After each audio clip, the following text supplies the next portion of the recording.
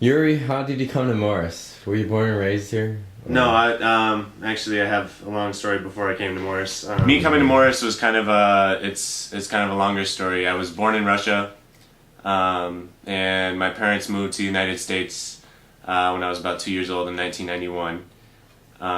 That was when the coup was in Russia, so my family got a visa, or my dad did, to get to work in the United States, and then he sent for my mom and myself. And then they separated, and my mom and I lived in Boston while she got her PhD. And when she got her PhD, she was looking for jobs, and she came out to Morris as a computer science professor. And that was when I was in 9th grade. So I was in Morris from 9th grade all the way through my college years, and about 6 months afterwards as well. So it was about 8.5 years. 8.5 years in Morris. Yep. Wow, that's a long time. Yep. That's a pretty quick, brief story of how you I came tried to over make here. it quick, yeah. What part of Russia then? I was born in Moscow. Moscow, wow, the big capital city. Yep. Mostly a lot of people are in the Moscow area. Oh, okay. And my parents are both educated. They went to very good math schools. They're both kind of math geniuses, and they both work with computers. So that's how my dad got a job in the United States, is because he's very, very good with computers. So Yeah, technology world, I guess. yep, that's right. That's cool. So, do you speak a little Russian then? Yeah, Russian was actually my first language. I learned English kind of through public television, so I watched a lot of Sesame Street and things like that before I went to kindergarten. And then in kindergarten, I picked up English pretty quickly. So, yeah, I don't have an accent now, but I do have an American accent when I speak Russian, a little bit. Oh, okay. Just because I don't speak Russian that much anymore. So, Cool. only when I'm with family. Oh, okay. Well, that's...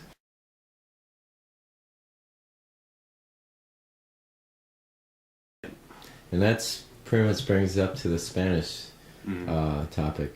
I think the first time I heard about you was when you were involved with teaching or helping translate with West Bank, right? With, Is that what you Riverwood? Riverwood Bank, yeah. Yeah, Riverwood. Yep. Cool. How did you get yourself in that? Like, how many years of Spanish did you take? And... I had a very good teacher in high school in Wendy Roberts, and we've had a very close relationship throughout my life since then.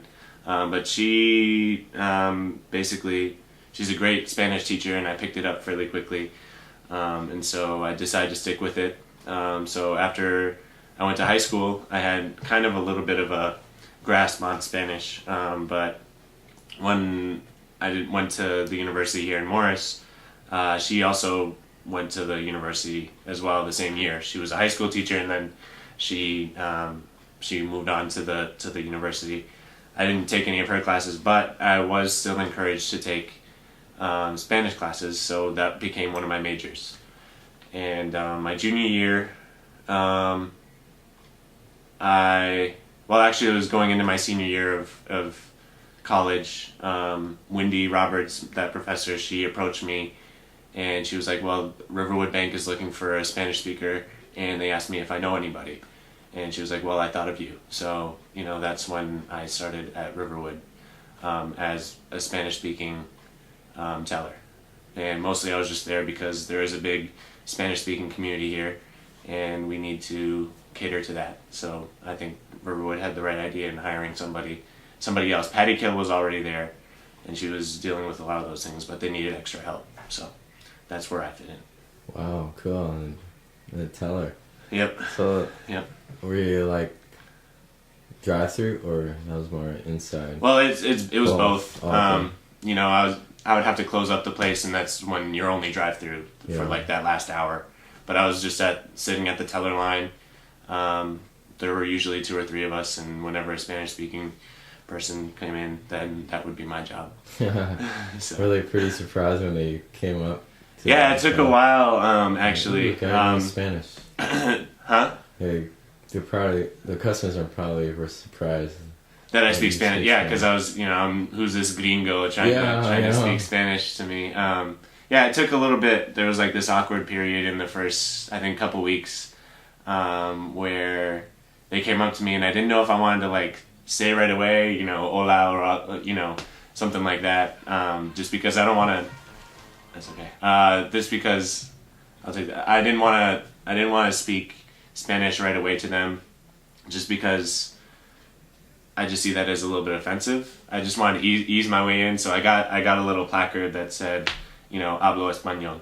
Okay. And if they want to speak Spanish, then they can. And, over time, I built relationships with, I think, pretty much every Spanish speaker that came in there. Wow. And I knew their name, and I knew their family, and I got really invested in all of their lives, and I got really touched by all their stories. So that kind of brought upon more work within the Hispanic community.